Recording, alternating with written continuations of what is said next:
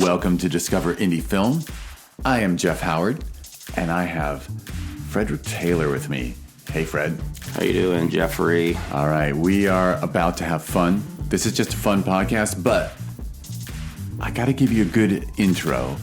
And this is you're now the reigning champion. This is going to be the third podcast, right? Correct. And at first, we first met because of your film Pre-Existing Freedom. That is true. Which won awards and whatnot at the festivals that I run.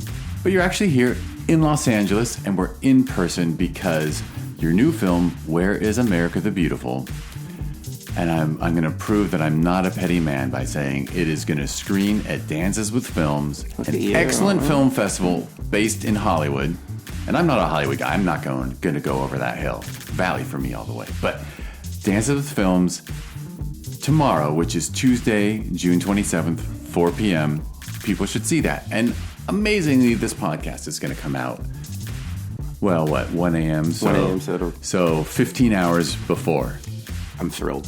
So the odds of people hearing this and rushing over, not high enough for me, but if you're hearing this on the day it releases, go watch Fr3deR1cK's film. Do it. Exactly. Or at least listen to this podcast, which I will highly recommend to everyone all day long tomorrow as they walk into my screening. Excellent. And is there anything you want to say about Where is America the Beautiful before you and I because we're just going to riff, or we're actually just going to have a conversation. We're going to do our I'm Not Rappaport bit. Our in real life. In real life, yes. It's a great film. It is connected to Pre-Existing Freedom. It is the second in a trilogy of films that I'm going to do about that particular unique time period of 2020, 2021, and 2022. The post-Trumpian weirdness, I guess, is the best. That's the best I seem to be able to come up with. 2020, everything got weird. Before 2020, everything was just like really annoying. And we were just sort of holding our nose until the election in 2020. Yeah, and we were whining about partisanship and we pretended the majority of everyone's in the middle. It's just those fringes bothering us. Exactly. And then suddenly we get hit with a massive virus or a pandemic, and it's changing everything rapidly. And oddly enough, saving us, okay? In the bigger picture, this plague or series of plagues that started to happen in 2020 is what kind of got us back on the right track or headed in a better direction as well. So my grandmother used to always say, God moves in mysterious ways and all that other stuff. And, to her merit, I think that there's some truth to that as well. So the first film was Pre-Existing Freedom, which you have seen and graciously allowed me the privilege of being in your film festival. The second film, part 2 of this continuing saga, is Where is America the Beautiful? And I am currently working on the final film of this, which is called Hope and Story. And once again, here's the interesting part about it. When I shot all of this stuff, the intent was not to make it all in one film. It was going to be a series of films over time because the issues were so incredibly volatile and incendiary to people. I knew that I had to do this thing in sort of bits and pieces and spoon feeding, and mashing it up and mixing it up and giving it out like baby food in order for people to really get it. So Pre-Existing Freedom is the first one. It's very self-reflective as well. The second one is the opposite of that. It's projecting back into the universe, and it deals with a lot of other people, not me. There literally is very, very little of me in this next version, but you will recognize the imagery. The style is the same because it was all shot at the same time. So I was siloing different things, going, okay, this is going to be part 1, this is going to be part 2, this is going to be part 3. But stylistically, they're all linked together. So that's what you will respond to when you see, like, oh, this looks and feels like Pre-Existing Freedom, but it's not. So this one is very fascinating from the standpoint of really kind of understanding that we're lost. As a culture. Completely, as a culture. The first one was lost as a person. The second one is lost as a culture. And then the third one's going to be, how do we find our way back, essentially. And the two elements that are essential to that are hope and story. And being hopeful is being very positively charged rather than being negatively charged or neutrally charged. And a big part of it is our story, once again. And so I rely heavily on my unique cultural background, and hope and story has been everything. Those are the things that are passed down. It's like the two things you get from all the wise people in the family are hope, things are going to get better. Now I'm going to tell you a story about your uncle or your grandfather or your grandmother or whatever, and carry this story with you and share it with others as you move forward, as you look for this place of hope. And so that's the third one that I'm starting to work on right now. In the time being, we are in the second gestation period of this, which is Where is America? The Beautiful, screening at Dances with Films, which has been great. I'm so happy that they see the value in it moving forward. And this one's longer. Pre-Existing Freedom is 15 minutes. This one is 30. And then the next one's going to be 60. So we're slowly climbing the ladder as far as time is concerned, as well as we sort of almost train our audience to deal with these types of issues and subject matter as well. I've just decided to take a different approach, and a part of that approach has been, it's a very Berry Gordy approach. As well. I mean, when him and Smokey first started their record label in the late 50s, they took the approach of, we want to train our audience to be able to like and appreciate black music. And we have to spoon feed it them in good measure and completely. Not too much at once. Yeah, exactly. So, in the beginning, songs like, My Guy, Mary Wells, and, Heat Wave by Martha Reeves and the Vandellas or whatever, that music is so radically different from the time you get to the early 70s and it's Marvin Gaye and What's Going On, or by the end of the 60s and it's Michael Jackson and the Jackson 5. You got to start somewhere, and you got to figure out a way to be able to get people to your party. And so you throw little parties until that party grows into a bigger party, and then you've got an event, Yeah, and if you come too strong at first, even if that's being more true to yourself, you're actually cutting yourself off of the legs because you're just not going to get the message out. Exactly. Exactly. And I think that that's extraordinary, and I think that that's really, really important as well. And using Barry as an example, again, during that time, late 50s, early 60s, pre-Beatles, it was all doo-wop and girls groups. So the music industry wasn't like setting itself on fire at that particular time. It was looking for something. But it was inspiring all musicians globally. Absolutely. I mean, you mentioned the glorious Beatles, and I think we both appreciate them. Right. In fact, you have on a McCartney shirt, and the first thing I said to you is, that's my favorite album. That's your favorite album. And it's really funny because I got up this morning and I was like, what shirt should I wear? Do you think Jeff's going to like the McCartney or something else? Well, I actually thought about that. I was like, I'm going to put on a t-shirt, and I'm glad that I picked this one. Something inside of me intuitively said, put on the McCartney shirt. You nailed it. Well, that's because you know me. Exactly. You know me well enough now. This is a symbiotic relationship. But the Beatles would always acknowledge that it was the music that came over from the sailors who made it to America and came back with singles, and then they would buy it at the Mercy Beat record store or whatever, the one that Jew Brian Epstein was running in Liverpool. Oh, I used the word, but see, but here we go again. I mean, we're going to keep stumbling into that word as well. We love the word. Well, we have an inside joke about it because you and I always talk about who we are and where we come from. And you were telling me how you were dealing with people all weekend who don't want to talk about it. So we're going to let it all hang out. But anyhow, I think that's wonderful. And I want to add how smart I think your strategy is, because I know, and this is a silly comparison because what you're doing is important, but when I send out an email for the film festival, if I put in 20 points people need to know, they're not going to get it. You got to do the top 3 and then send another email and do another 3, right? So your plan with your trilogy was, I'm going to not hit too much at once, and then a little more, and then the last one you'll give them an hour and really say everything you need to say. Exactly, and kaboom, and then some of the elements from the first come back, and then obviously from the second one as well, and then other new elements as well. And the interesting part about it is that things just kept happening. When I shot Pre-Existing Freedom, the crazy Trump rally stuff hadn't started yet. So in Pre-Existing Freedom, there's no crazy Trump rallies. In Where is America the Beautiful, there is crazy Trump rallies. Yeah, I mean, and rallies that were super spreading COVID events. Yes, absolutely. I mean, what added to the craziness was that it was quite unsafe. Yeah, and people weren't acknowledging it. They weren't taking any precautions or whatever.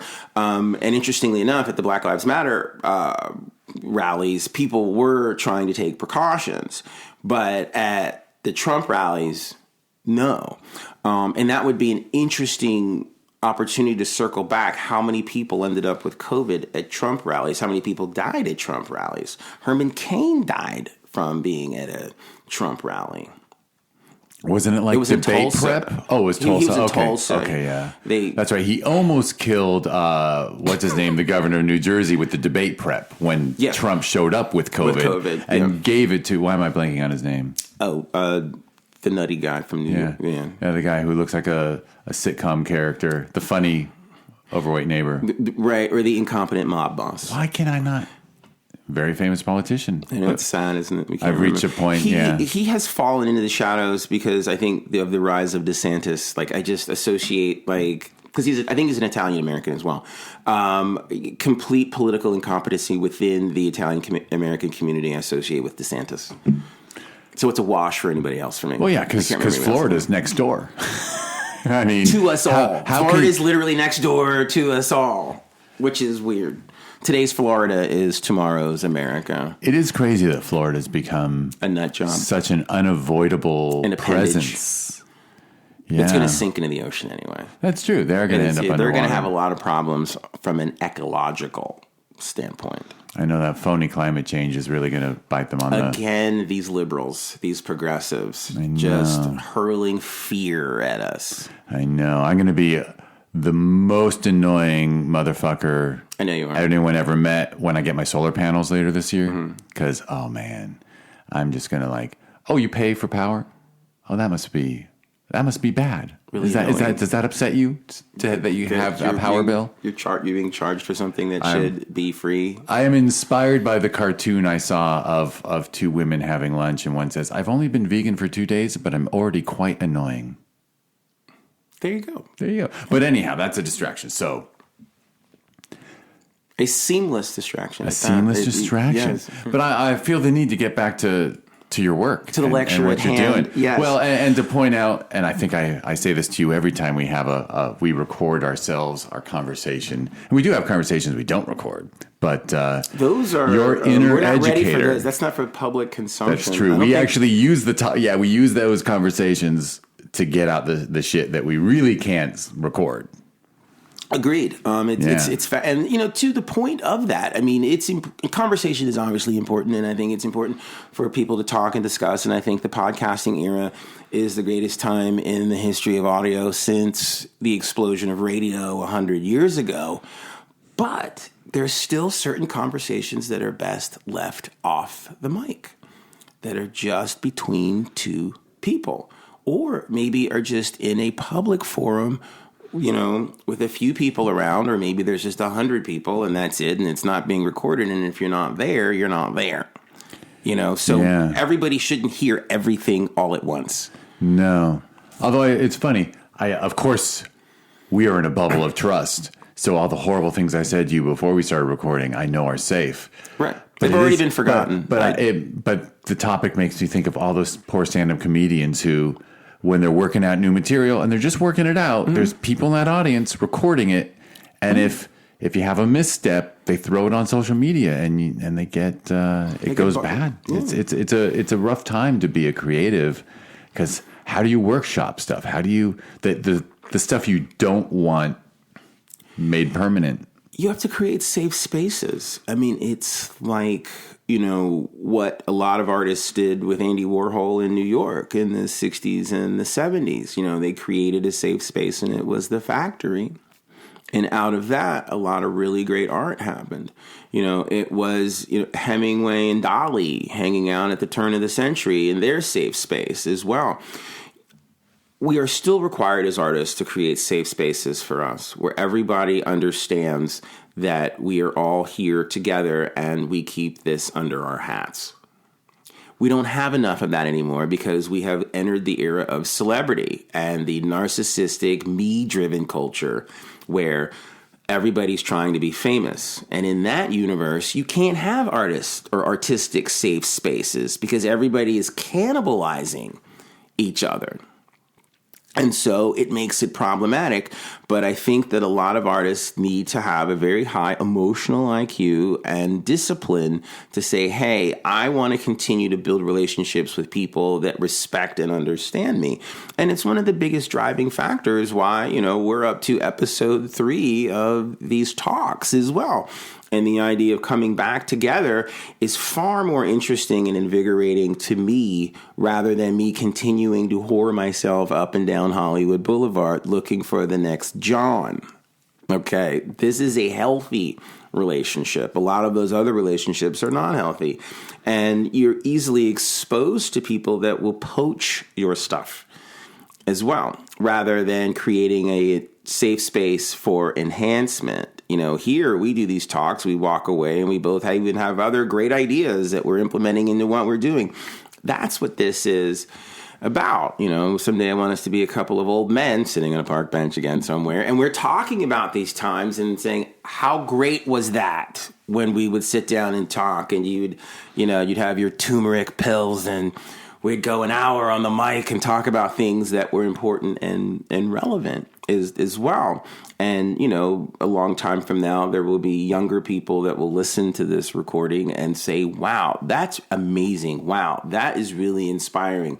You guys were so different than what everybody else was doing, and you were totally outside of the box, and you were doing things that are relevant. And that's what you get with these sort of artists, enclaves of people, is that you get a relevancy that is eternal. What Warhol created out of the factory, it's phenomenal. From the 50s to 60s, the 70s, into the 80s, and, it ends with him inspiring Basquiat in the end as well. And, On the Road was Lou Reed. Those are connection points. Jean-Michel Basquiat and Lou Reed are connection points through Andy Warhol. It's mind-blowing bleep. It is. That's what we're trying to do here, is to create discourse and synergy in a positive way. Is Tomorrow Pictures like your new century? I don't know if we're already in the third freaking decade of this century, so that I already dated myself. But is Tomorrow Pictures sort of your version of the factory? Completely, without a doubt. It's pictures of tomorrow, pictures of the future. What are these images? What are we looking at as well? Because everything is what we're looking at now. And that was something that profoundly hit me very quickly as a young person, as people were less and less interested in reading. For myself, I enjoyed the exercise of it.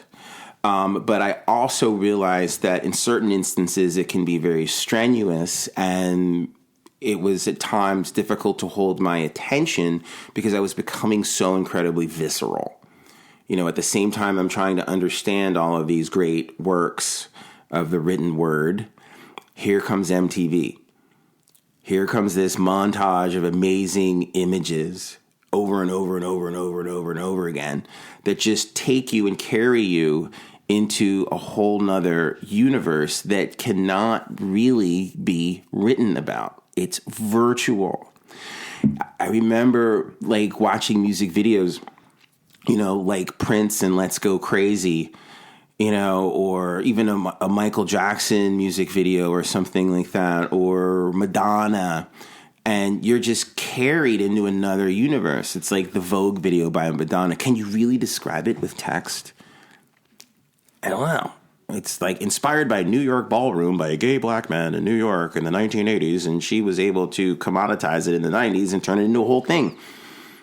you know? And David Fincher, who went on to become one of the greatest directors in modern Hollywood history, is the guy directing it. And you're like, holy smokes.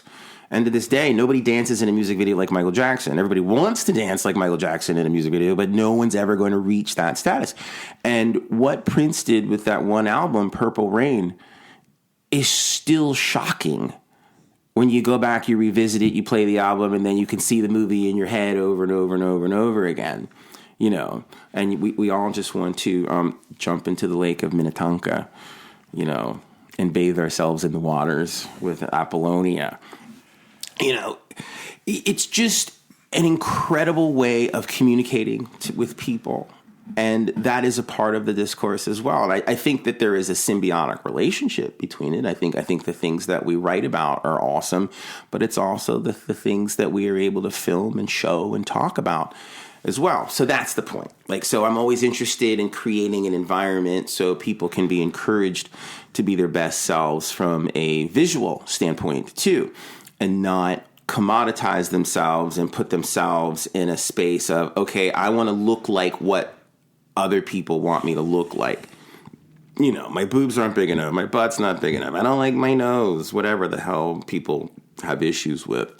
You know, finding the beauty, like, you know, the beauty in all of that. I mean, it's just like, to this day, I mean, I still look at Barbra Streisand and I'm like, I really believe she is a beautiful human being because she is her true, authentic self.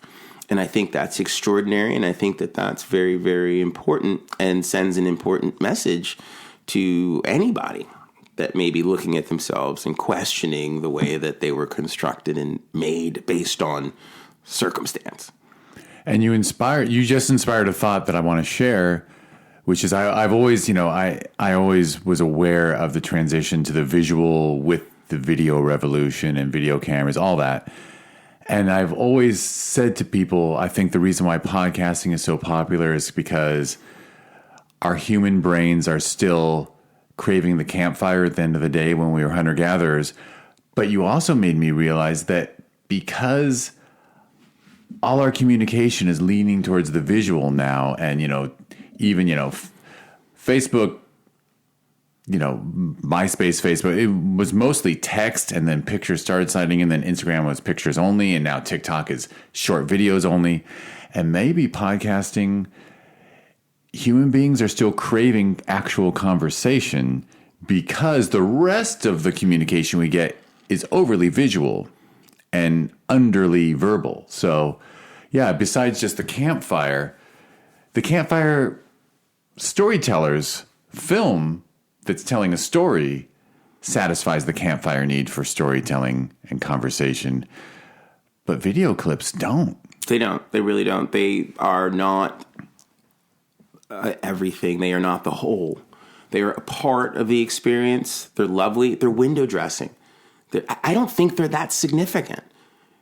You know, they're window dressing. They're the wallpaper, you know, or what the color of the walls that have been painted, but they're not.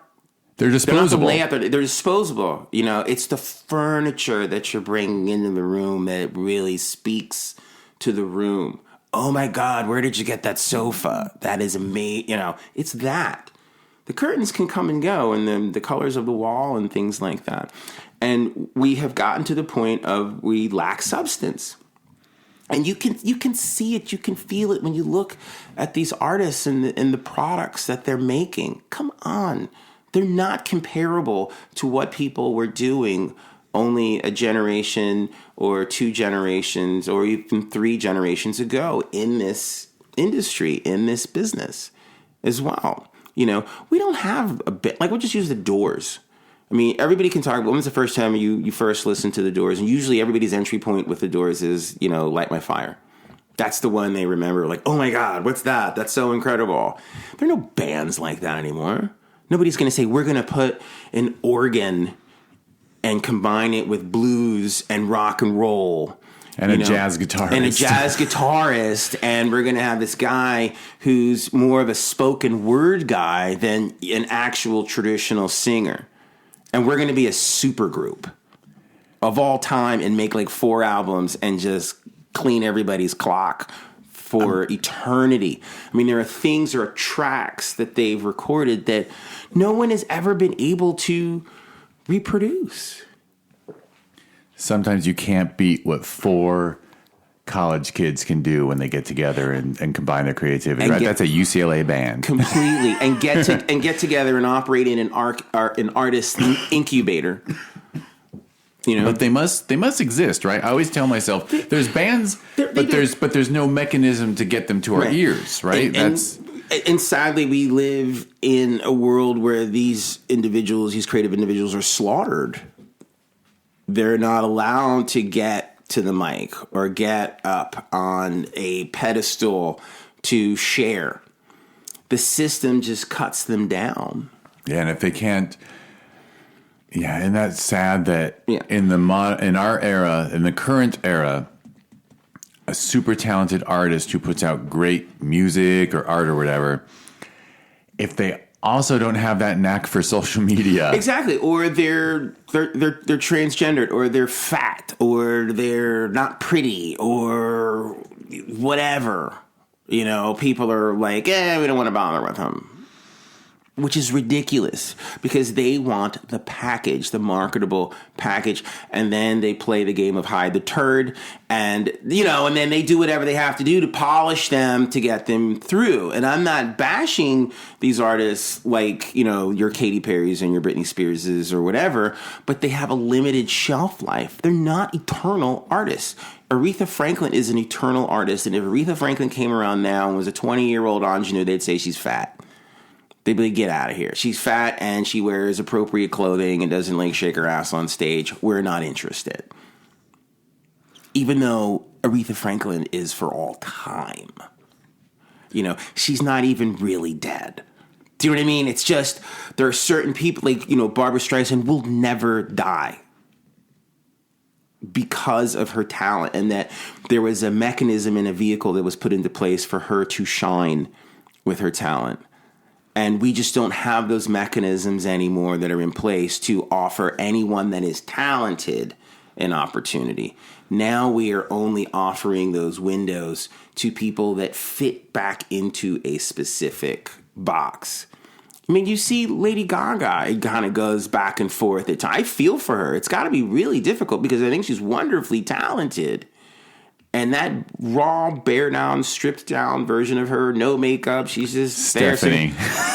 When she's Stephanie, it's captivating. And you're like, I love this girl. And that Star is Born movie, I was like, oh man, if she could only be not Gaga all the time. All the time. And they want her to be Gaga all the time. Look at what Madonna has done to herself because she's got to be Madonna all the time. So we will never know who she would have been like as a distinguished woman. She's avoiding that. So we're never going to be able to experience that version of her, which I think we dearly need, especially for people that grew up on her. I remember buying hip hop albums and Madonna albums at the same time. That's the level of reach she had as an artist growing up as a kid in Philly. You'd walk into the hip hop stores, because she was on Sire Records out of New York, which is a Warner Brothers label, and they did a lot of hip hop. And so they would place her in black stores. We thought she was a black girl. We thought she was a hot black girl. Back then, there's no social media. You just know what you know when you know it. And it wasn't until I saw Burning Up, the music video, and she's in the road and she's lying in the street and she's doing all the Madonna stuff. Then I'm like, oh my God, this is a white girl. Maybe not. Maybe she's Jewish. Maybe she's like, you're just rationalizing into something else. And then in the end, you find, well, she's Madonna Louise Ciccone, and she's Italian. And you're like, well, she's still hanging around the Mediterranean. So that makes sense to me. Midwest Italian. Midwest Italian, yeah. Which is a whole another interesting breed of personhood as well that she brought to the mix and the conversation, and changed music in a way where everything traffics through Madonna as far as how artists present now. And it's not her fault. No. We are all just products of our time, but I can't help but attribute the emphasis of the visual She was one of the pioneers of it. She completely and totally, and we've named a few others earlier in this conversation as well. But it's because of Madonna that Lady Gaga knew, absolutely. I can't make it as this talented brunette piano player. Right. I've got to bleach my hair and change my name and and dress more ridiculously than the cone bra that Madonna wore. Exactly. Completely. So she's got meat hanging off of her. So it's tragic because it gets in the way of the art. Oh, completely. It totally gets in the way of the art. I mean, someone had once interviewed Madonna and asked her who her inspiration was, and she said it was Diana Ross. Diana Ross and the Supremes are what made her into who she was as well. Yeah, she grew up in Motown. It makes complete sense to me. I totally get that. And then if you go back and you revisit a lot of Madonna, oh my God, I see Diana Ross in there as well. And so there's all of this, once again, cultural intersectionality as well that really drives the true essence of the industry. And I think all of these visual artists, they did us a huge favor and a great disservice at the same time. They offered us something that was wonderful, but then we had to keep coming back for more and more hits. I need another hit, I need another hit, I need another hit. So we became addicted to it. And let's not let the corporations off the hook, right? Because when Madonna hit, they said, okay, grab Pretty Women. So all of a sudden you had Taylor Dane and I don't know, I can name, there were all the Madonna imitators. Something, I can't remember her name anymore. Fox. Tiffany, Samantha Fox. Yeah, Tiffany. Yeah, they grabbed children and Debbie Gibson. Yeah, Debbie but it was, Gibson, yeah. But, and then that waters it down too. Oh, it always, they do it all the time. Yeah. I can only imagine the pressure that Donny Osmond and the Osmond brothers were under once the Jacksons hit. And then, they've got to figure out a way to compete with that. And they're getting eaten alive in their little world of trying to produce music and things like that. And all the other groups that came along trying to be Michael Jackson and the Jackson 5, there's the Silvers, they had a hit Boogie Fever or whatever, and there was a ton of them. Like we need black kids with afros that can sing and dance, and they do it over and over and over again. Then Prince, it was the same thing as well, like copy. Yeah. Although, his. But again, exactly. but uncopyable. I mean, they're always going to take a swing individual at that. talents. Yeah, and instead of nurturing new talent, they're always going to push for how do we just copy something of another thing. Yeah, and the copies aren't what succeeds. It's the next new thing that succeeds. But they still just don't want to believe that. They don't want to take that. It's still, but they're not about art. It's commerce, and they still sold a lot of records of the Prince imitators. And that's all they care about. It's the numbers. Yeah, because it is. I get it. You got to keep them. Got to feed the machine. But as people who love art, it is. It's weird. It's a weird because I don't want to be as judgy as you know me to be. Mm-hmm. But yeah, I really want to know. It's funny. I think about, believe it or not, I'm going to name an artist who I actually think has a lot of integrity, and it's Harry Styles. He does. His albums actually really impress me. Yeah. He's a bit of a throwback. Yeah. In real life, he's a bit of a cad, which is also a bit of a throwback. But as far as his artistry, what he does, his execution, spot on. Great. Yeah. Harry Styles is going to work forever. When we're old men, we might be going to a Harry Styles show in Vegas.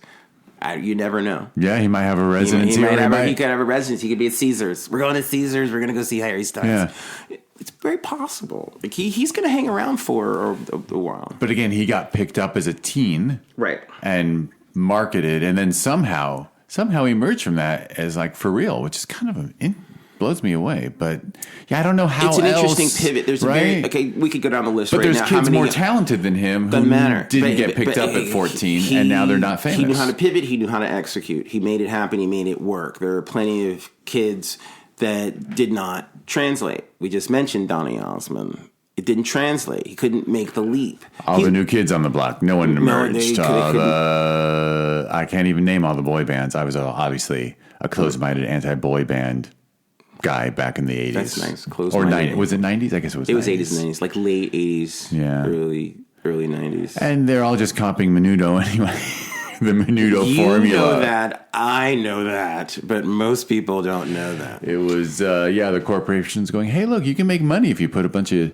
Always. You can always make money. Boys. It doesn't matter who they are. They can even be Korean. Like, it doesn't matter. You could do boy bands all over the world. I don't understand why there's not boy bands coming out of Nigeria. There's not boy bands coming out of our Antarctica. You can just do boy bands forever.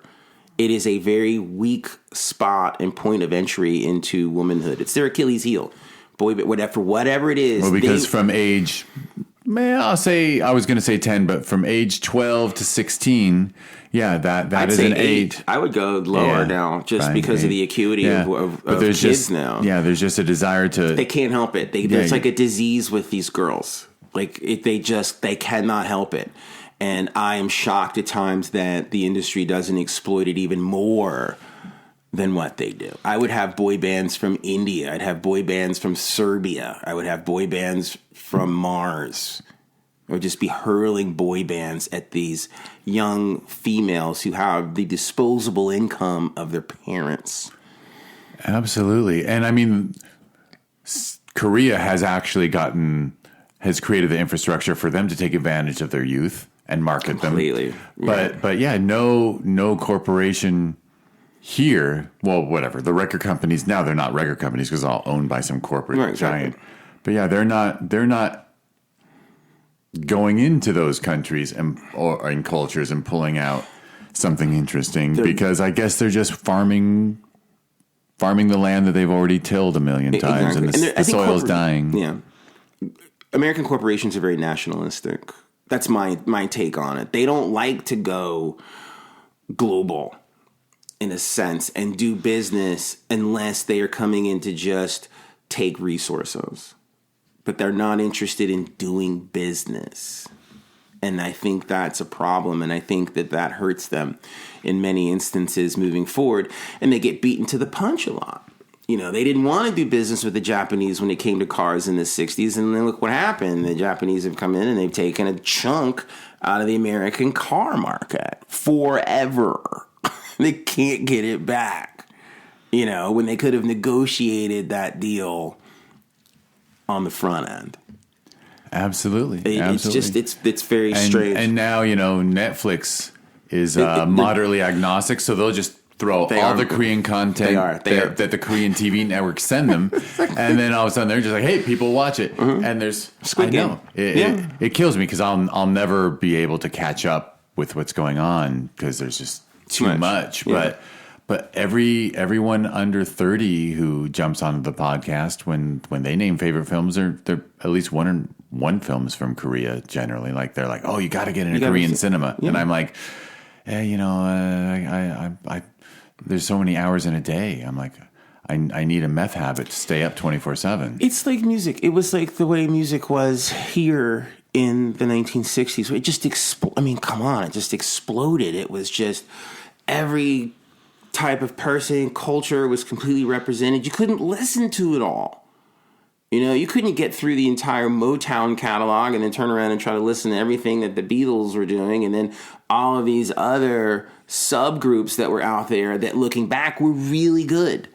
Like, I just downloaded recently the Best of the Monkees. It's great. It's so good. And that is one of the weird ones, right? Because that was a pure effort to capitalize, like a TV network was just like, let's make a really fake band. But they got whoever decided to hire Neil Diamond. And Neil Diamond's a genius. There was someone else too, and I can't name the guy who wrote the Rafelson, I think. Yeah, Bob Rafelson. But they just got the same guy that did Easy Rider was in the middle of the Monkees thing too. But like just genius songs, just by the best songwriters, up and coming songwriters possible. Yeah, but again, that ecosystem of artists. It's like, hey, I'm going to call this person because they're a genius to get them to. Because the New York songwriter scene was small enough that they could go pluck the next folk singer. Completely. They probably could have said, Neil Diamond, he's going to be famous in 5 years, but we can buy his songs cheap now. That's doing a deal. And how do you do it? If I wanted to, I wouldn't even know where to go. But actually, I guess there's music clubs. I'm just not going. I'm not. A couple years ago, I saw an amazing band out of Brooklyn that opened for another band I wish was famous, but they're not, called Electric Six. And this band opened for them, and they blew me away. This duo from Brooklyn, and I downloaded all their records. I love them, but they named their band the Gay Blades. And was it Zorro and the Gay Blades? It wasn't, but see, you get the reference. Yeah. Thank God. But and I was like, was that like it? Did they name themselves the Gay Blades to make sure they never got successful? Because you cannot, if they just had a better name, like maybe people have heard them. I don't know if they made a third or fourth record, but like the first two were like great records. And I'm like, I wanted everyone to listen to this. And like, what do you want me to listen to, Jeff? Well, let me send you a link to the Gay Blades. And people just can't take that band seriously, but they were freaking good. But anyway, that's, I do love music about almost as much, probably more than film, actually. We all love music. I love music more than anything, because it was the starting point for everything. I remember one of the first times I was taking control of my own personal universe as a human being was my dad gave me 25 cents to be able to go out and take the garbage out and make sure the garbage was at the curb every Saturday morning. And I remember accumulating quarters to have enough quarters to then have my dad drive me to the mall so I could go buy Jackson 5's Greatest Hits. And that was my first album buy. And that made me a whole person. This is mine. I worked for it. I earned it. And I wore that album out. Just killed it to death. That's beautiful. Funny thing is, I was at a concert once, I only go to small shows because I don't like the big stadiums anymore. And befriended like 4 kids, like 4 early 20s. And so they started a little game naming, what was the first album you ever bought? What was the first record you ever bought? And, for them, it was stuff in the last 5 to 10 years, I guess, because they were half my age. And I flexed. I said, Beatles' Yellow Submarine on vinyl. And they're like, ooh. And I was like, yeah, but I'm the age of the guy in this band. Like, I'm your parents' age. Yeah, but so what? Who flexed on you when you were a kid? When you were talking, and then like some old guy. Are you kidding? I still remember my uncle accidentally shitting on me because I was so excited about my Beatles record. He goes, well, why are you showing us this? We were around when the Beatles were something. Exactly. And I'll always remember that little put down. Like, why are you and the Beatles? They're that was our music, baby boomer. Mm-hmm, absolutely. My grandmother, to take this generational flexing one more step here, she sat me down once as a young man and she said, you think you're very cool and and I know people think you're very popular and you're a very interesting young man, but I'm going to tell you something right now.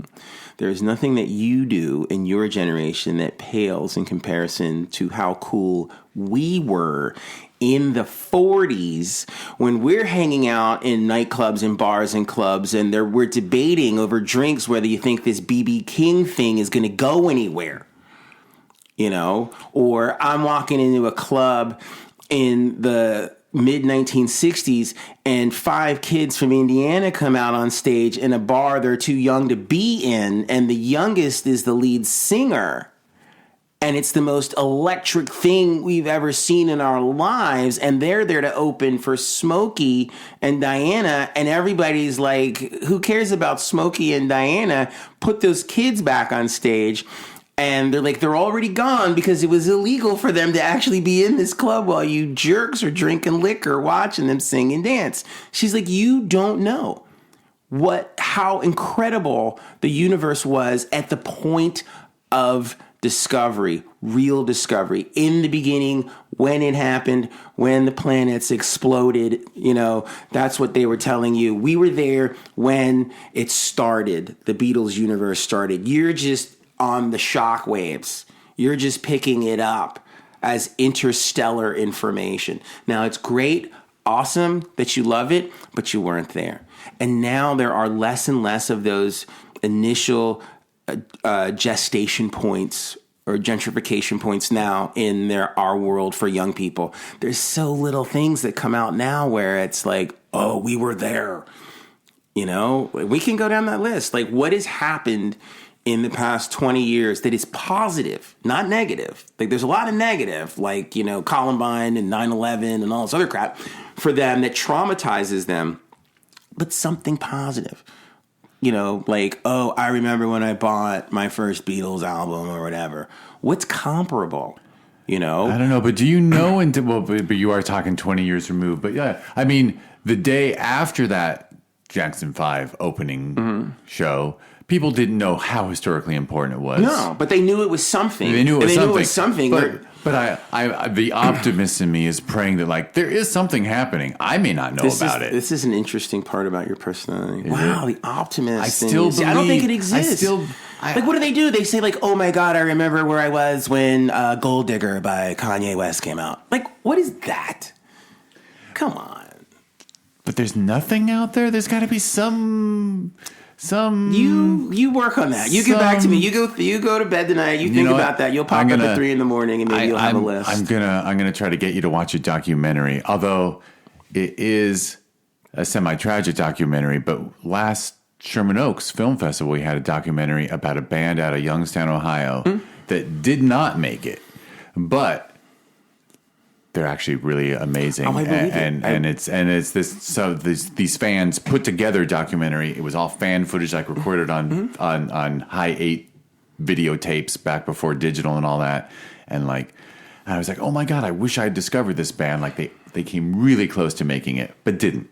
And so it's a great documentary. So there are people walking around going, I was there when Gil Montera's Party Dream was playing live. And here I am in 2022 going, oh man, this band's amazing. I missed it. So maybe there is something happening right now. It does happen. It is there. It's still happening in the universe, but the universe has shifted into a different space or frequency where they're missing these groups and these bands. So, like, is there a band in Savannah right now that's a kick-ass, multi-everything band?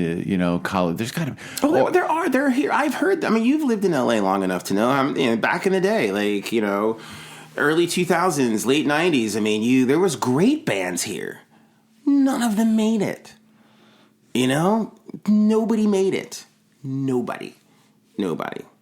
The LA band era ended in the early 90s. And then since then, it's been crickets. Even though these bands keep coming. There's a band currently in LA. They're called the Cocks. They're a gay band with a gay lead singer, and they make incredible music and songs, and they're totally, full on rock and roll. They play the whiskey and they do the whole Sunset Strip thing. Crickets. People are they're not going to take a chance on it. You know why? Because the lead singer's super gay, but he's a super rocker gay person. All right, so I got to go see this. Because I grew up with the guy that's the lead singer of the band. Oh, cool. I will take you to a show, and it's incredible. See, it's incredible. You know what breaks my heart? I'm about to admit something that I don't like admitting, which is the only live music I see these days is that really sad retro tribute band bullshit. You're disgusting. I don't do it on purpose. Oh my God. I don't go out because I'm well past middle aged, and then every once in a while people are like, please come, we're going to go to this fun show, and I go to the fun show and it's like an 80s tribute band, and I'm like, I don't need to hear these songs played badly. And we need to go hang out. We're going to go hang out. We're going to hang out and do something that you would want to be there for. Yeah, because and admittedly, it's also just because I don't have the time or energy to pursue the music scene and find out the good shit. Because I'm sure there's other nights when there's good shit. Sure. But yeah, the tribute band thing is also killing music. And now, of course, there's bands who are tribute to themselves. They just keep touring. And they're like, hey, we put Men at Work back together. I don't think has happened, but that's the idea. Because people want to hear Men at Work again. But because it's easy. And there's a term for it. It's called brick walling. They brick wall the business. They want to go 8 cycles in on reissues rather than developing 7 new bands. The money's better. It's all about return on investment. Yeah, which is actually what I always bitch about. Oh, man, I beat this one to death. But whenever people ask me why I do the film festival thing, and of course, a film festival wrapped last night, so I said this probably 11 times in the last 5 days. I say, the corporate shit that Hollywood puts out is a committee sits down and says, this is our intellectual property. How can we maximize our profits on the intellectual property we already know? And I'm like, that's not the music. That's not the film I want to see. I know there's a lot of people who were made very happy by those films. And Top Gun was very successful. I didn't have to go see it. They didn't need my money for that one. But I love the films on the festival circuit where people are making them because they have to, because they have an idea and a fire burning in them that they have to tell this story. And then I also do the humble brag of, and I know there's indie films where people are just like, I want to be the next whatever, and they make a generic like wannabe Hollywood movie for 14 minutes. I'm like, well, we don't show that because that person's not trying to be creative. You can always tell when art isn't sincere. So that's why I love this film festival shit, because I am now in touch with people like yourself and all the other creatives who are doing something original with the medium of film. And I guess you are making me well aware that I wish I could also have that for music. I guess I got to start a music festival. I think that something that is sort of music adjacent or something that is music themed, or there's some part of your festival that has a celebration of music or a component to it. One of the things you proved to me the other night was that you can throw a party and people come out. And I thought the only thing that was missing from that party was music. You had no music. There should have been some sort of... the funny thing is they were playing some stuff. The bar was playing stuff. Yeah, but you could have a band. And they played... You could have a little group there. You have a thing. You want to hear... That's true. That's true. Thing. You could have that's something to think about. Yeah. But I have a very funny thing to share, which is... I have really unpopular musical taste in general, even though I love the Beatles, which I guess is, so I'm wrong. But a lot of stuff I love is incredibly unwell known and unpopular. And they played a King Crimson song, 21st Century Schizoid Man, in that bar during that thing. And I was just like, I've never heard that in a bar in my entire life. How is that playing here? Exactly. So maybe you need to bring that experience. Which Kanye sampled. Of course he did. He sampled in the song Power. Yes. That's a Crimson. And then it broke my heart because I'm like, oh my God, Kanye knows about King Crimson from the early 70s. And then he's like, yeah, my producer just brought it in. I thought it was cool, but I'd never heard of the band. I'm like, bummer. I was hoping he was, No, he's not. That's not how it works with him. He doesn't have a deep musical knowledge. He has people around him that have a deep musical knowledge, and then he just pilfers. Wasn't that what was so great about the Beastie Boys, that their musical, they studied music like crazy. Loved it. They loved music. They loved culture. They loved the cross-sectionality of culture as well. They were a different breed. Yeah. And when they pulled in influences, they pulled in like, no, we're not doing the copy of the copy of the copy. Yeah. We're going back to the original. Playing it. And then we're going to reimagine it. That's the difference. It's the Warholian effect. It's not about the soup can. It's about his reimagining of how we look at a soup can. And now when I see a Campbell's soup can, the only thing I see is Andy Warhol, which is crazy and fascinating all at the same time. And once again, this is the same guy that said, hey, Lou, I want to introduce you to Jean-Michel. Jean-Michel, Lou, Jean-Michel. He's that guy. That's incredible. That's being a legend. That's pretty cool. You're making me think. A woman at that mixer you were at said, oh, you're the impresario. And I thought, no, I just send an email out. You are kind of. That's interesting. That's an interesting identity. And she's right, because people were like, Jeff.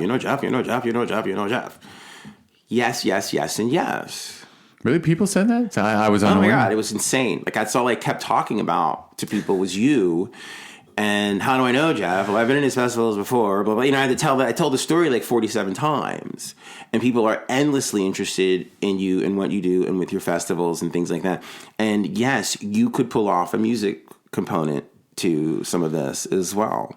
Yeah. And people would be totally, totally into it, and they would show up. And guess what else? You would get a room full of people of different backgrounds and different age groups and demographics as well. And you would be like, holy smokes, I didn't really have to do too much. I just needed to open the door. You are the impresario. That is what it does. I just need... That's what you do. So I have to be more like Andy, and I just have to wear wig, powdered wig, all kinds of stuff. Find some UCLA or USC or Cal State Northridge or even Cal State Fullerton, whatever. Got to find a college kid who's plugged into the music scene and say, okay, you're my director of the music side of the festival. Completely. Because I did notice, actually, this year, I believe, they dropped the word film from the Tribeca Festival. Yeah. Because now there's so much music and other things there. And I'm like... They're pivoting. Yeah, exactly. And I was like, oh my God, are they that far ahead of us that they know that the film business is dying? It's New York. It's Tribeca. Come on. Like somebody walked in a room, with a weird long Italian last name and said, listen, we're going to change the festival here. We're going to pivot. We're going to drop the word film. We're going to bring in music. We're going to make it. We're going to do it. Right. Everybody good with that? That's what we're doing. We're like, look at South by. We've got to... That's exactly. So they can open themselves up to tech as well, which is on the horizon. That's out there for you too. I'm serious. It's funny. Now I'm being petty because, that's I'm both open and petty, but I'm thinking, all right, so Dances with Films, they cannot drop the word films. They can't become dances with art or whatever. But then Film Invasion cannot also serve that. So it's funny. How do you drop the word film? Art invasion? Culture invasion? Something? I'll think about it. Or think about it. What do we call it? There's all kinds of film and music invasion? No. No. That's just stupid. Just think about it. It's got to be organic. Thesaurus and then just live your life and hang out. And then you're going to be sitting in a coffee shop in Studio City, and you're going to overhear two hipsters talking. You'll be like, oh my God, that's it. That's how it works. That is how it works. But the answer is yes. Growth is always a part of life.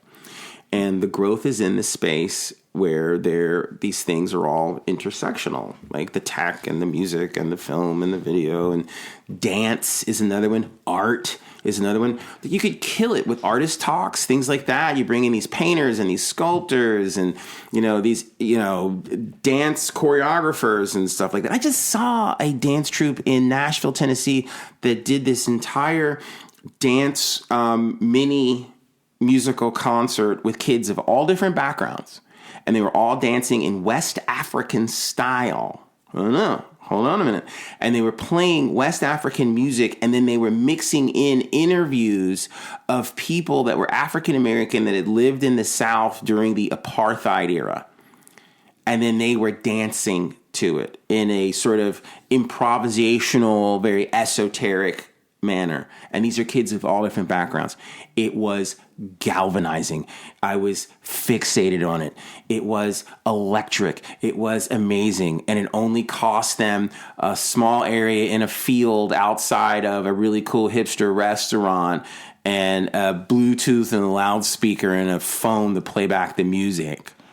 And it was packed, and we're all standing outside drinking our cocktails, watching these young, brave, courageous kids interpret the African-American gaze through the history of oppression in America. I was blown away. It's beautiful. Exactly. It's beautiful. And it would cost you nothing to be able to do it. You can totally pull these things off. And the experience. I was going to send you. I have a video of it. I'm going to send it to your phone. You're going to be blown away. You're like, holy shit. These to watch white kids dance like West African people is powerful. I've told you how much I love dance, right? Yes. And that, did I tell you the terrible news about that? Well, because I was a guest curator at that British Dance Film Festival, EDIF, the Exeter Dance International Film Festival. And so I planned a whole season of Discover Indie Film that was all dance films. Mm-hmm.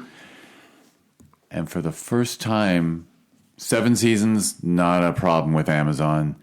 And I uploaded the dance season, and Amazon said, we're going to pass on this one.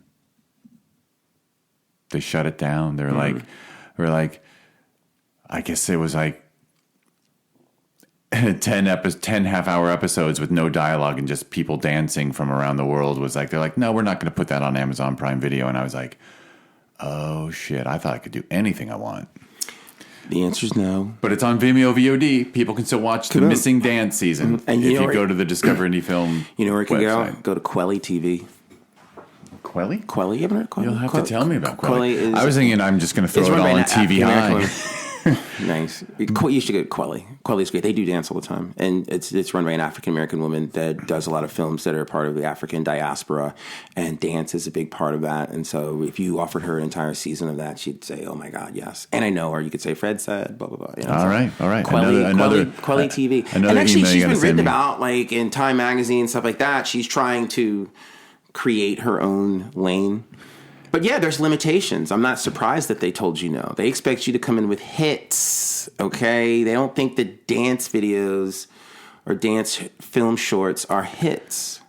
They're so freaking wrong because... You're right. They are wrong, but you're still leaving through the window, okay? They're going to throw you into the street like Eddie Murphy in Beverly Hills Cop. You're still leaving. You're right, but you're leaving. Like, I know. That's the business. Yeah. They don't see that. That's so far in their blind spot. It's not even worth arguing with them about it. You're like, okay, whatever, fine. Amusingly, it said, "This cannot be reconsidered. Don't." It was a very funny rejection. No, but you know something? You go off, you make it a hit, then they'll be like, "Oh, by the way, do you still have those dance videos?" Whatever. Like, they're just whores. That's what they do. That's their job. Their job is to be a whore. And you got to always keep that in mind when you're prostitution is the most pure form of capitalism. Completely. Now, if those dance videos were like by Kanye, then maybe they would feel differently about it. That's true. If it was the line between music video and dance films is this big. It's razor thin, but they have it defined out for themselves. But yeah, if those dance videos were like music videos and they were of today's hip hop music artists, and they would be like, fuck yeah. Like, do you have the clearances for this? Perfect. Put it on. That's what they do. Yeah. And they're perfectly comfortable being that way. Well, that's what they're required to be. By the corporation, said it before. Because their Jeff sole Bezos existence. called it in from his rocket ship saying, "Don't put that dance shit on my platform." I know he did. He's always after me, I tell you. I think so too. I mean, that's an interesting he's story. Like he Jeff doesn't want Bezos. another Jeff to get anything. He's actually an anti-Jeffite. What are you gonna do? Yeah, I know what are you gonna do? Also, my yacht is not as big as his. Well, I'm not. Whatever. That's. If only I could edit that joke. So anyway, moving on. Yeah. So where are we at? So we covered dance. Yes. And we covered the importance of you expanding your film festival into other parts of the industry. True. You can't put enough lines in the water. You need more tentacles, basically. Yeah, you want to expand your reach. And that puts you in a definitive lane where these other festivals, the aforementioned ones that are currently running, will know who you are. And will say, hey, that guy in the valley is doing some things. Yeah. And I'm going to stay away from, I'm never going to go over that hill. And which is fine.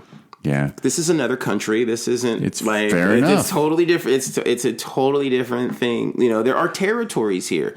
This is the valley. There's Hollywood. There's downtown LA. There's the beach, Venice, Santa Monica, whatever the hell you want to call it. You know, there's Orange County. There are places to go that you can plant your flag and say, this is what we're doing and this is how we're going to run it. That's what makes this space in California so amazing. But you got to be really competitive and you got to be out there really hitting the streets to make this stuff work. And you got to be able to offer something that the others are not doing.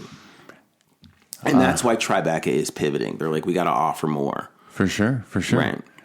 In fact, well, I'll tell you about this other thing later, but as an off mic. But yeah, it is an interesting time, and it's funny.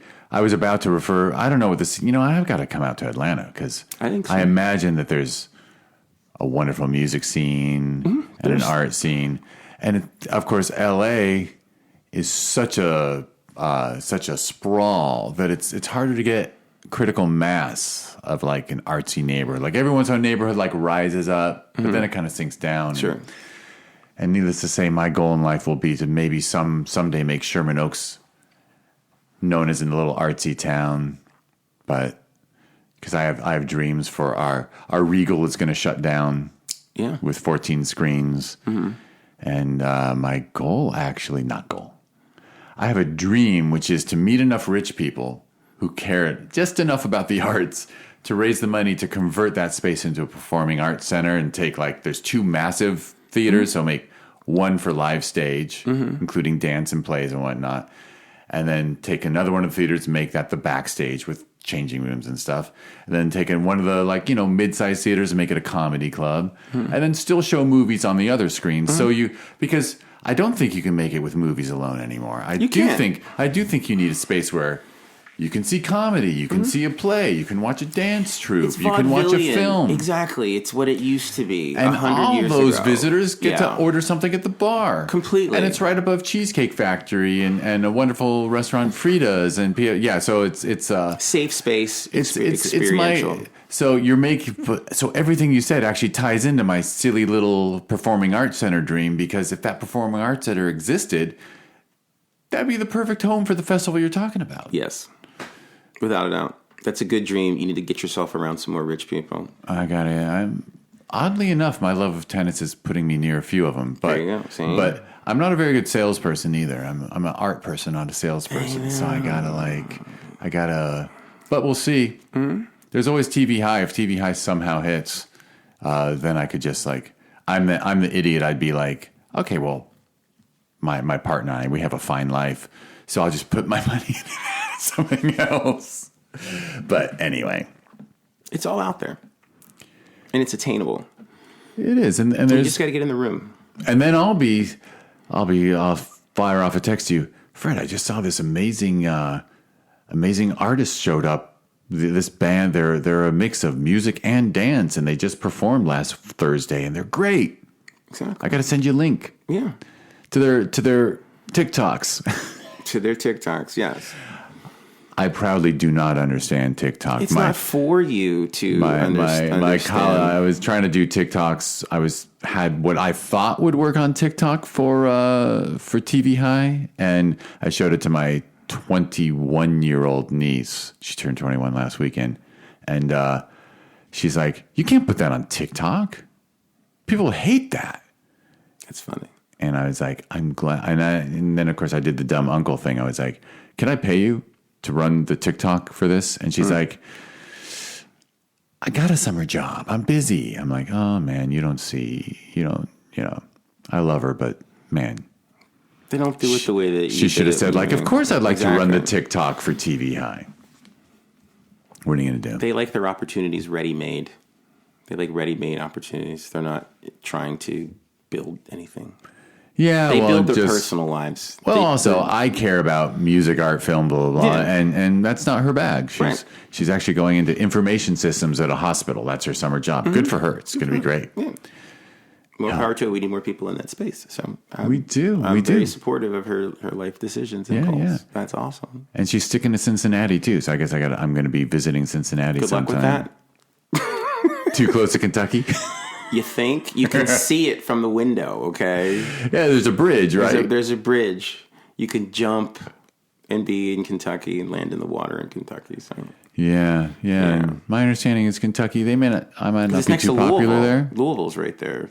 It's all in a cluster. Yeah. Isn't Louisville supposed to be a bit of an art town?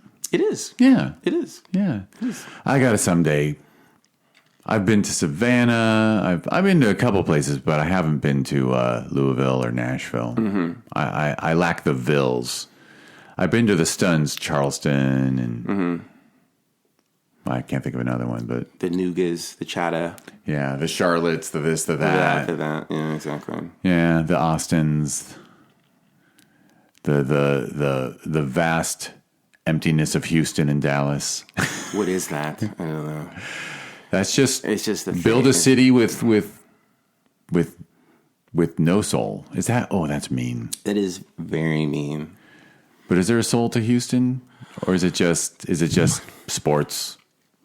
There's a huge rap scene there for a long time as well. So hip hop is huge in Houston. Black culture thrives in Houston, but because Houston has been traditionally a segregated city, people outside of Houston don't really know that or understand that. And Houston is perceived in many circles as a black city. The way people kind of look at Atlanta sometimes and say, oh, that's a black city. There's a lot of black people there that do a lot of black things, you know.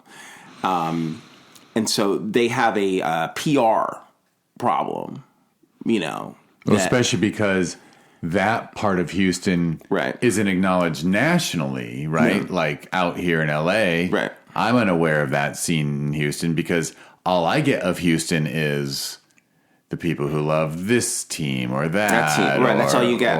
But there's a huge music scene that's there. It's just black. That's it. It's black.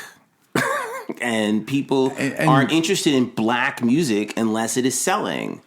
Right. You know, remember the Ghetto Boys, Rap-A-Lot Records, all that? That's all Houston-based. That was Houston. That was Houston. But they probably all came out to LA or New York. Ultimately, to when it came time to make it. Exactly. I remember running into them out here when I lived out here running the streets of Hollywood as well. And when I was first starting in my career, I was doing a lot of hip-hop and I was working for Rap-A-Lot Records for stuff as well. So, yeah, it's there.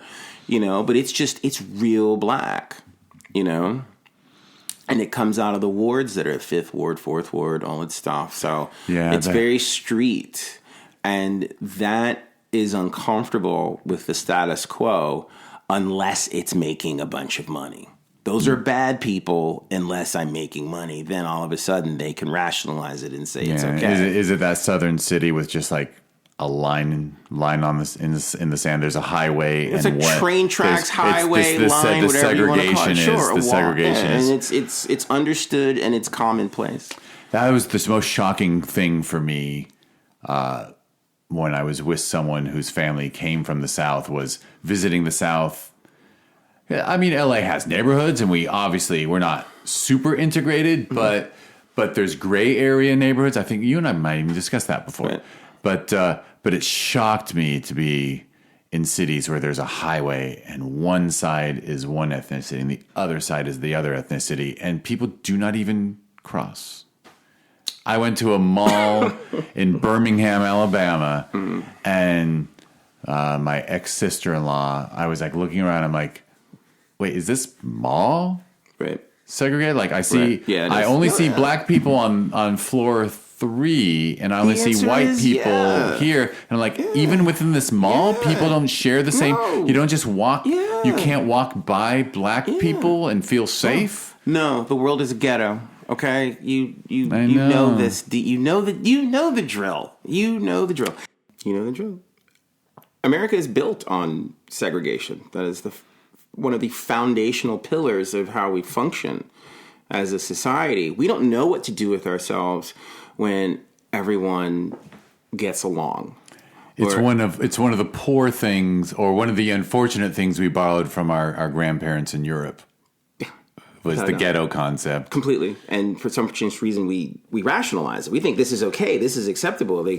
LA is a great barometer or litmus test of that. We just walk over the homeless here. I mean, the amount of homeless that is here, this entire city, this entire region of the country should be completely and totally mobilizing and be outraged. But we're just looking the other way. And how long do we look the other way until it looks like, a set piece from Blade Runner? How long do we have to do this until they realize, like, this is our problem and we need to fix it together?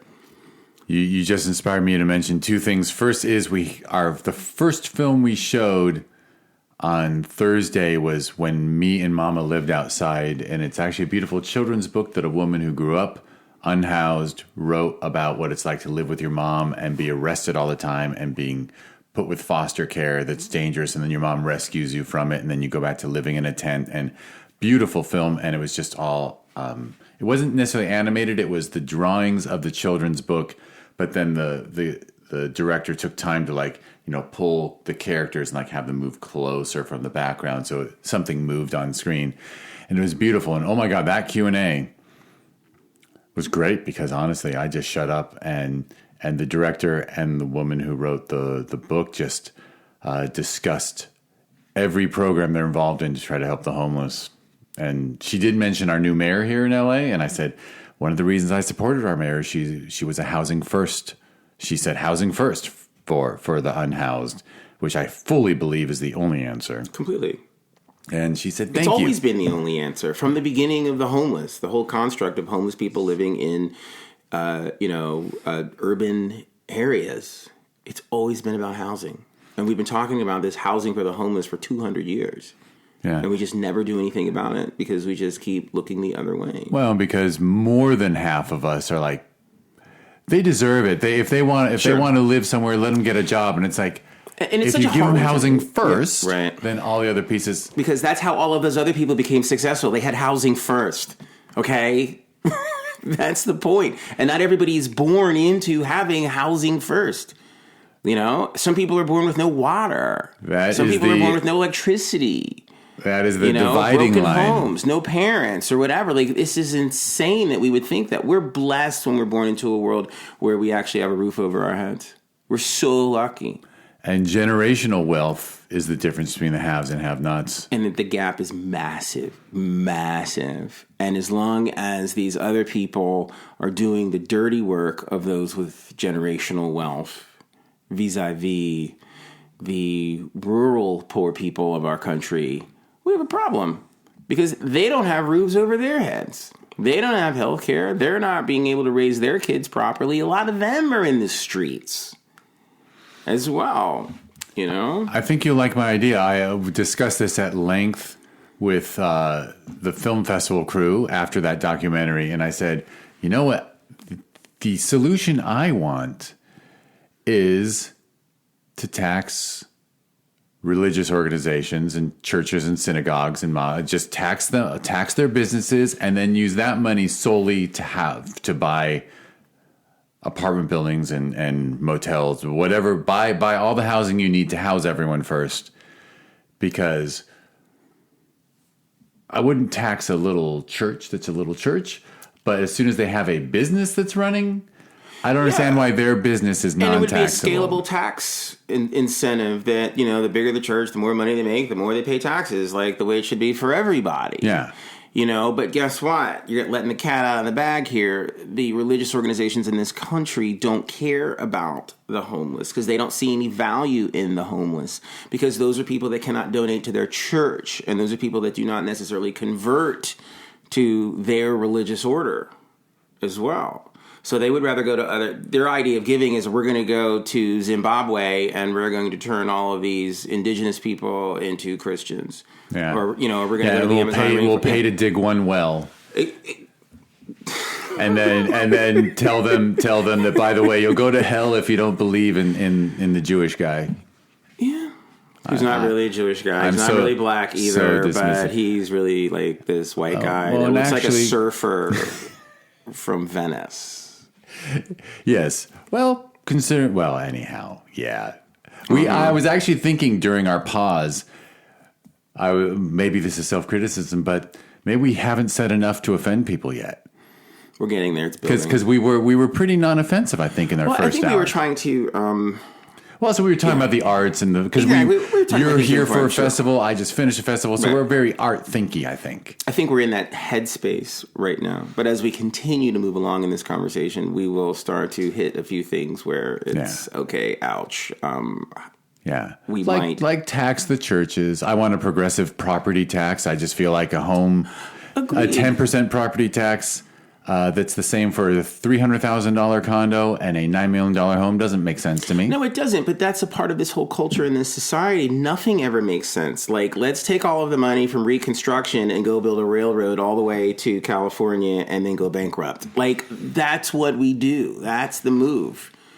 The way we spend our money is ridiculous. We could make a documentary about doing all of the accounting for America over the past 250 years, and it would be hysterical,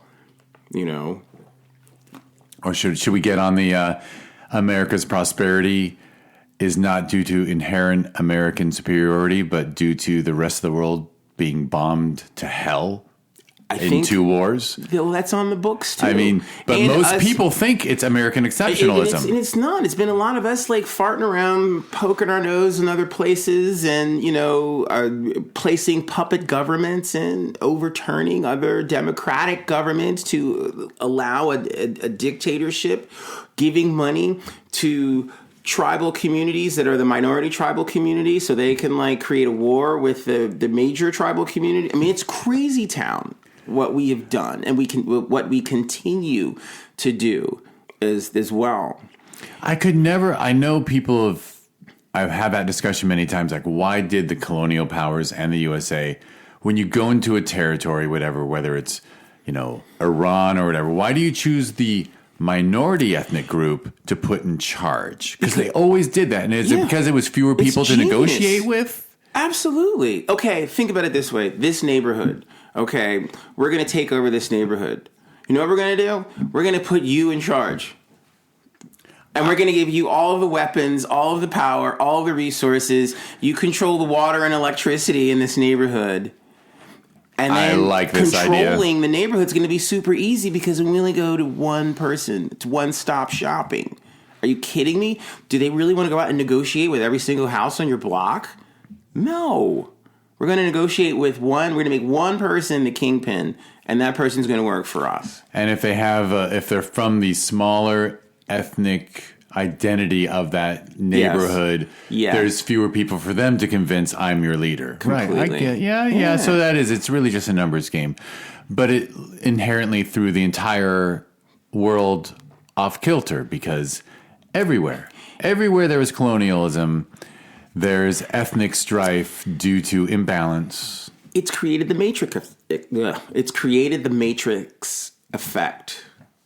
And something that you always make jokes about, like who's writing the code here in the background and all this other stuff. I am guilty of the simulation joke. You're a simulation guy, and you bring it up all the time in conversation. You do as fodder. Is it boring? Is it too much? It's always interesting. Your timing's impeccable with it. But to your point, it's changed how we see things. What if 6 million Jews did not die during World War II? What if 6 million Africans were not enslaved? What if 20 million natives were not killed on this continent? What if women had had the right to vote from the inception of this country?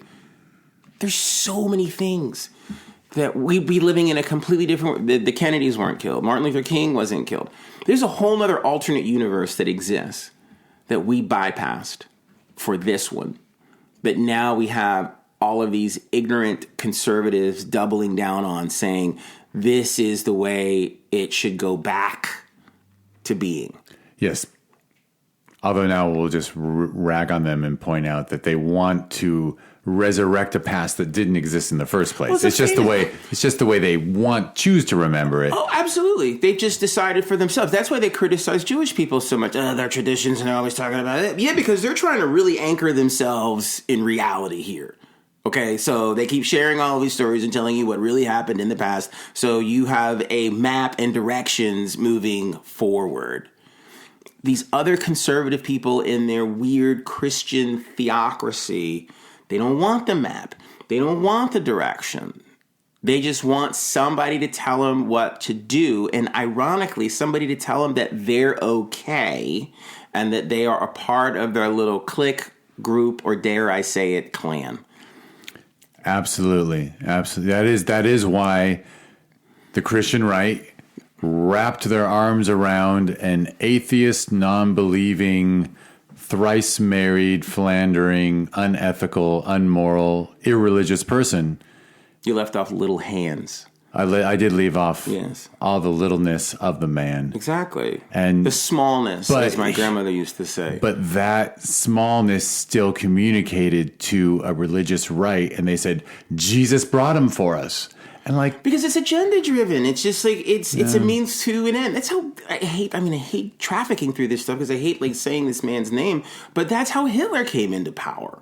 There was an agenda driven group and they're like, okay, we need some a-hole to be our mouthpiece. Oh, look, there's that guy. The guy who went to jail and wrote a dumb book. And wrote a dumb book that's standing on a table in a beer hall, with a bad haircut, is the guy they choose. That's insane. That's total lunacy. They just want their agenda pushed and they need a clown to get out there on stage and do it. I mean, Trump wasn't thinking about all of this different legislation that he wanted to roll back or change or whatever. Somebody whispered in his ear every morning, hey, you guys sign this. Hey, you guys sign this. Hey, you guys sign this. Yeah, he's like, what am I signing? The people will love it. The people will love it. The people who support you will love it. And that's all you really care about anyway. Yeah. Yeah, and sadly, with an unrepresentative democracy that has an electoral college and a Senate and things designed so it's not majority rule, he can appeal to 1/3 of the country and come close to winning and sometimes win on a loophole rule. But that's where we have changed. There was a time when the minority ran this country into the ground and screwed us up culturally for 150 years. But we now have developed a check and balance system that's in place that now they can only almost win. But they can't really win. That is true. It's a direct descendancy of the white male land owning rule. Yeah. I mean, they had laws like, Jews couldn't own land in Missouri. You know what I mean? Like crap like that in the 19th century. The Chinese Exclusion Act. Crap like that. But we have now evolved into a place where that is unacceptable and you can't win on those types of political platforms anymore. You really can't. You can't. You can't. You can't. I mean, they squeaked by with, Roe v. Wade, but they had to rig it. They had to rig it to get that passed. Yeah. And it's wonky, it's wobbly, and it's not going to hold up. And when Trump's appointments to the Supreme Court got rid of it, it really shifted. All of a sudden, the Republican Party was losing elections that they should have won. Because they pissed off just enough. Enough people in the center were like, well, wait a minute. I thought you were the low tax party, but now if my daughter makes a mistake, I have to fly her to New York for an abort. Like, forget it. Exactly. But they only lost 2%, but 2% is everything nowadays. But 2% is everything. And I did make up that number. I can't. But I mean, it's close. I mean, Warnock beat, the challenged Herschel Walker by a small margin as well. These small margins are what it is about today in America in politics, whether you're going like city or state or, national. Was it insane races. To live in Georgia Completely watching that? It was insane to live outside of Georgia and watch it. You know what you do? You walk down the street as a black man that's intelligent and that's articulate, that's gone out of his way to be a decent human being and be educated, and you know what you go? She's just been a football player. Whatever. Why did I even try? I mean, the bottom has dropped out of the credibility of black men in the state of Georgia. They've made it clear, Georgians, conservative Georgians, the only kind of black man that they like is someone that is their puppet. That's it. That's the universe now. That's the message that they've sent. And I mean, I had friends that I had known for years, decades, who I thought actually respected me as a person, as a stand-up black man. And I said, if you respect me, you will not vote for Herschel Walker. And they voted for Herschel Walker. And guess what? We don't speak anymore. It's crazy town. You know what I mean? The level of foolishness is absolutely positively ridiculous. And so you have people down there that are just hiding now. You have one of the things that is back in the state of Georgia with people that are in marginalized communities is passing. You meet more people, and here we go. We're going hard now. People of color who are passing. They look white, but they're not, and they're passing. Jews that are like not identifying as Jews. Latinos that look white. Asians that look white. That is all back. Everybody's doing that because everybody's like hiding because they're scared to stand up for anything, and they don't want to be affiliated with, people that are for people. And that's all it is. It's not about like, oh, we're saying that black people matter more than anybody else, or, the Jew mafia, or all of these, or, we're just giving too much to these immigrants. No. People for people. That's all it is. And they've turned it into something that's very political when it's just a humanitarian effort. It's crazy. And they have convinced these poor people that are white that eat at fast food restaurants off the highways there that this is what they should do. And they all die early, and they all have all of these systemic metabolic diseases with no health care, and they just keep literally going out there and trumping for Trump. Yes, they feel they put their fist in the air as they drive by that billboard that says no Sharia law. in South Carolina. I saw the billboards that said no exactly. Sharia law. And Right. it's like, you actually think someone's trying to pass Sharia law in South Carolina? But yeah, that enemy is created for them. Now, of course, the trans community is the ultimate enemy now for them. They always have to have a punching bag. They got to punch somebody. They got to punch down on somebody. You know, and I tell people all the time, I don't punch down, I punch up. And that offends them. I put that on my social media. I said, punch up. And But that's, we can get back to comedy in a way, but punching up is the only way to go. It's the only way out. Exactly. You go in there and you punch the bully in the face. We've all been in that kind of position in life. You know, it's like sometimes the only way out of this is that you have to go on the attack. And that's a shame. And it shouldn't be that way. But, hey, the survival of your group or humanity sometimes really depends on it. You know, you've got to be able to defend yourself. But also, if you are a human, a thoughtful person, and you're in a classroom and there's a bully and there's a kid being bullied, it's just a no-brainer to punch up. It's a no-brainer to mock the powerful and aid the needy. Completely. I mean, but we are trying to, again, through a matrix-like menagerie of distraction, get people to realign their perceptions as far as that issue is concerned. Where these people, and I don't mean to be mean or demeaning to them, that are the rural heartland or the deep South people, they have lost the ability to care about anything or anybody outside of themselves, and they come at you with all of these excuses. Well, I've never been exposed to this before. I've never been around it or whatever. So you're telling me that you don't have cable? You're telling me, you know what I mean? Like, get out of here. You have a cell phone. I know you got a computer somewhere in that house or whatever. You're lying to yourself, which is the worst kind of lie. You know, it's pathetic because they're so scared they're not going to be a part of anything or their culture is going to be absorbed. I have a very intelligent friend who thinks too much, but his thing is, and I think he's right, is that for some people, a nation is an ethno-state. Yeah. And so the idea of a multicultural nation doesn't even... Anarchy. It's chaos. Yeah, it's for them, it's completely scary. It's like England is the land for the English. Right. Deutschland is the land for the German. And so they're like, America's the land for white Christians. And it's like... It's insane. I mean, they feel that way about Australia. They feel that way about New Zealand. None of it is true. And then they want to take Africa and Asia and South America and just make it one big landmass. Yeah. You know, they don't get the same privilege. They can't tell the difference between a Kenyan and a Nigerian and, you know, someone from Zambia. And those places are completely and totally different. And you know why I know that? I've been there. And those are completely different. It's not the same, you know? And you better get it right when you're talking to them. Or you're talking to a Somali or something like that, or an Ethiopian or whatever. Get it right. You know, it's absolutely crazy and it's totally insulting. You know, people are uncomfortable when I identify as someone who is of African descent and I say my ancestors come from Cameroon and Ghana and Nigeria. And that bothers people? Yeah, because they don't want me to say that. They want me to say I'm black and I'm from the south side of Chicago and I'm a statistic. And I know my place. And I'm so happy to be here. Can I have a job? What can I do for you? Can I carry your water? And I'm just going to keep smiling and I'm going to keep dancing. And none of that is happening.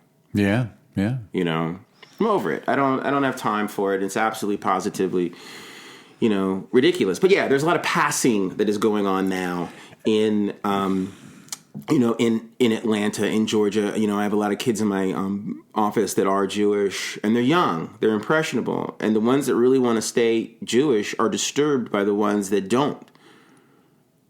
And they come to me and they ask me, you know, like, I'm really struggling with this issue of like passing because I don't want to pass. I want to be me, and I want to be proud to be me. And then I sit there and I tell them, let me tell you a little story about light-skinned versus dark-skinned, you know. Yeah, the passing thing is just... It's insane. It breaks me. It breaks me because it actually does... It's based on the false dichotomy of whiteness and non-whiteness are the two categories. And if you can identify, if you can pass as the dominant whiteness, that's American. Like it's right. Then you're an American, and or if you want to alter your personality enough where you're made to be put into a position of making these Americans feel comfortable. You know, they know you're ethnic, but you're doing a lot of things that are white-like, then you can hang around. But they will ridicule you, too. You know, it's absolutely ridiculous. The amount of criticism and ridicule that I've gotten to my face and behind my back simply because I can speak well. And they're saying, oh, you're just trying to be white. No, I'm not. You know, I'm trying to dethrone you. I'm trying to colonize you. I'm trying to keep what I got and take a little bit of yours. That's what I'm doing. And they don't want to handle that. They don't want to think about that. You know, and it's just, I'm tired of it. It's a very special burden. We have a very close friend here in LA who is a long-term friend, and he's exactly what you described, and single, creeping up on 40, and dating is so difficult for him because, as he says, some women are saying you're not black enough. Some women are saying you sound too white to me. And he's like, I'm just me. Just accept me as me. And it's been so hard to they can't. There is no line to walk. It's just it sucks. It really does. Now, if he was playing the shooting guard for the Los Angeles Lakers, then all bets are off. Then all of those same women are lining up for him. The windows of opportunity for black men are so narrow. It is mind-boggling. And they're punished for success and failure. And failure. I mean, punishable by death with failure. I mean, I'm trying to sell these cigarettes standing on a street corner, you know, like stuff like that. I got pulled over by the cop and I'm dead because I got a ticket. You know, it's punishable by death. And then the other end of it is it's just punishable by being ostracized and kicked to the curb and marginalized. And you will never get to denied friendship, denied companionship, denied love, companionship, denied acceptance, or a good six-figured salary. And then when you get one of those, they hate you anyway. They're just like, some will hate you and some embrace you. Yeah, exactly. Or they'll start to question your sexuality. I mean, we can keep going with this. Like, you know, black men that speak well at times are questioned as far as what their sexual preferences are. Which, one, nobody should be questioned about their sexual preferences because it's none of anybody's business. But because we live in a society where we expect black men to be walking around with their hoo-ha out, it's an issue. It's a problem. And it's a point of discussion with people. And it was a long supported stereotype. I think back to all the films of the 70s and 80s and 90s where the one black friend had to be a gay male. Right? Yeah. And the one black guy in Revenge of the Nerds, which was a script that was intentionally showing the process that black fraternities happen, but they made nerd fraternity happen instead, and then the black fraternity accepted them. But still, the one black member of their fraternity had to be openly gay, like over-the-top gay. It was so just the bias was, they were unaware of their bias. But it was so demeaning. But that's how they like it. I mean, like in the South, it's like, once again, they marginalize a lot of people of color, but they still really enjoy trying to have sex with them. It is bizarro world there. Should we bring up Medea that in order to be a mogul, you have to throw on a dress? It speaks for itself. The only thing you have to do is just say Medea, and it conjures up every construct that you can possibly think of, and the answer to all of them is yes. That is the answer. Because there's no counter to Medea. Now, if we had black male moguls who were the opposite of the Medea character, then it's fine. Okay. All things being equal. It's not equal. it's for a specific agenda that's being put in place. With all due respect to the Madea franchise. Yeah, and his success is well earned. Absolutely, and that's an effort that I would have never made. And I came up in that market, and I knew who he was, and I knew what he was doing, and I worked with all of the same people that he worked with, and then I never had a moment in my life where I was like, I wish I was Tyler Perry. Wish I could get a job. Wish I could get a job, or on that studio lot he's building. But I've never thought about it, and I've never touched the ground beneath Tyler Perry Studios either. Nor have I woken up and said I need to do that.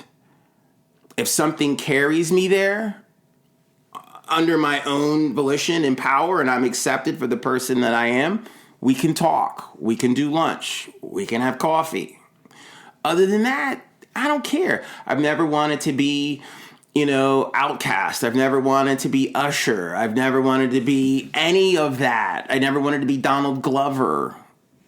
I've never wanted to be who gives me a little optimism. A little, but, I maybe think the next generation, there'll be even a... because he's opened he's the standing door. on the shoulders of giants, but he's doing something good with it. He is doing something good with it. From my little ticky-tack perspective, which you totally relate to as well, I think he could do a little bit more, if you ask me. He's not prolific enough for my taste. But that doesn't mean that he's not doing enough. It's fine. And when he does it, it's great. It's great, and that's fine. But, I have this, the people that can play and ball out, I want to see him on the court. I don't want to come to a game and Jordan's sitting the night. Do you know what I mean? That's just that, but that's my mentality. And that doesn't mean that's his, and so I can't judge him for that. But I would like to see more prolific filmmakers of color from all different backgrounds that make great stuff, and they push and make a lot of great stuff. Christopher Nolan makes a film like every 20 minutes. He's always doing, you know what I mean? Ryan Murphy, great. I mean, it's awesome, and I love that. But I want to see more talented people of color operate in that same space as well. Ava DuVernay does her thing, but in a way, I mean, you get a few films here and there, occasionally, but I would like to see her do more. Shonda Rhimes had a run there for a little bit. It was like, wow. But we need that type of intensity. And once again, not just from black people, from other women and from other cultural groups as well. And then, my kids that are in my office that are Jewish, that are growing up, I tell them all the time, make films that are reflective of who you are and your family and your culture and your history and your ancestry, and don't give a crap about everybody else. All the other stuff's been done. I said there's a lot of Jewish people in this business that do things that are very sort of normative. There's no place to plant your flag. That's over. You're going to be another Jewish person that walks into this business and say, I'm going to make really good white stuff.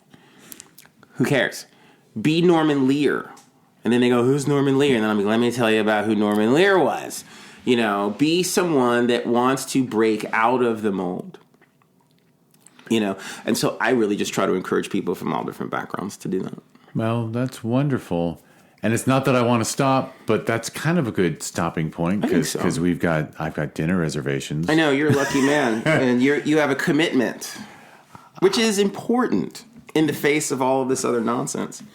But I love that you ended on that, and that people should be true to themselves. True. So is there?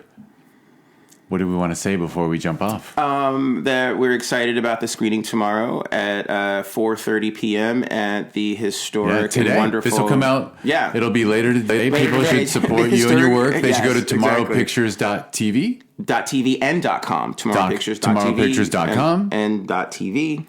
And you can also go to all of my wonderful social media that is always at Fr3deR1cK, and you'll find everything about me on every platform. And then you can also just Google that, and everything about me will come up, Fr3deR1cK. I am jealous of your intelligence to create a searchable name, because as you can imagine, Jeff Howard is unsearchable. I really should have...